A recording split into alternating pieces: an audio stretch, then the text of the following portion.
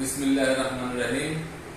17 April ঐতিহাসিক মুজিবনগর দিবস উদযাপন উপলক্ষে আলোচনা সভা ও দোয়া মাহফিল আয়োজনে বাটালিয়ন বহুমুখী উচ্চ বিদ্যালয়।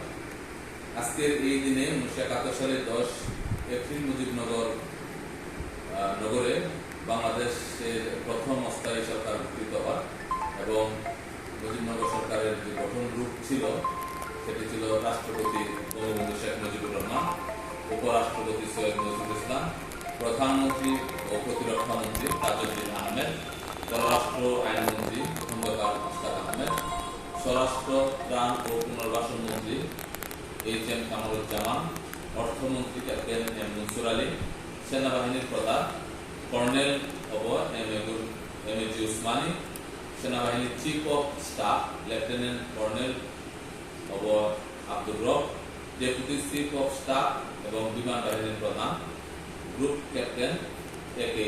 খন্দকার। তো 17 এপ্রিল মেহেরপুরের বৈদ্যনাথতলা আম্রকাননে শতাধিক দেশি বিদেশি নাগরিকের উপস্থিতিতে একটি অনাড়ম্বর অনুষ্ঠানের মাধ্যমে স্বাধীন বাংলাদেশের প্রথম সরকার শপথ গ্রহণ করে পাশাপাশি এদিন স্বাধীনতার ঘোষণাপত্র অনুমোদিত হয়।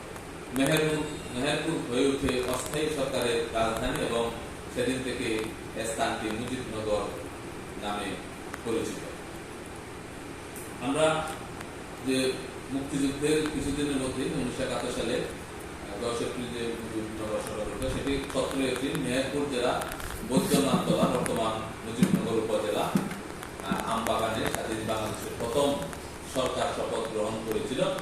সেটি ছিল আজকের এই দিনের মূল প্রতিপাদ্য বিষয়। আমরা বঙ্গবন্ধু শেখ মুজিবুর রহমানকে চিনি। বঙ্গবন্ধু শেখ মুজিবুর সম্পর্কে অনেক কবিতা, গান, রচনা, আমরা শেখ মুজিব সম্পর্কে অনেক কিছু জানি, কিন্তু আমরা অনেককেই চিনি না। এখন যে ছবিটি দেখছি নিশ্চয়ই তোমরা চিনতে পারছো, অথবা অনেকেই চিনতে পারছো না। তো আমি তোমাদেরকে সেই ব্যক্তিটির নাম বলার জন্য আহ্বান জানাচ্ছি এবং বলে দিচ্ছি যে সৈয়দ নজরুল ইসলাম উপরাষ্ট্রপতি ছিল। আমরা যদি আরেকজন ব্যক্তিকে দেখি, উনি এম মনসুর আলী, মন্ত্রী অর্থ এবং শিল্প ও বাণিজ্য মন্ত্রণালয়ের দায়িত্বে ছিলেন। এরপরে আরেকটি ছবি আমরা দেখতে পাচ্ছি, যিনি প্রধানমন্ত্রীর দায়িত্বে ছিলেন এই মুজিবনগর সরকারের, জনাব তাজউদ্দিন আহমেদ। এছাড়াও আছে আমাদের আরেকজন ব্যক্তি এইচ.এম. কামরুজ্জামান, স্বরাষ্ট্র মন্ত্রণালয়ের দায়িত্বে তিনি ছিলেন, কৃষি এবং অন্যান্য মন্ত্রণালয়ের দায়িত্বে ছিলেন। জেনারেল এম.এ.জি. উসমানী সেনাবাহিনীর প্রধানের দায়িত্বে ছিলেন আমাদের মুশতাক আহমেদ এবং মেজর জেনারেল আব্দুর রব সেনাবাহিনীর চিফ অফ স্টাফ।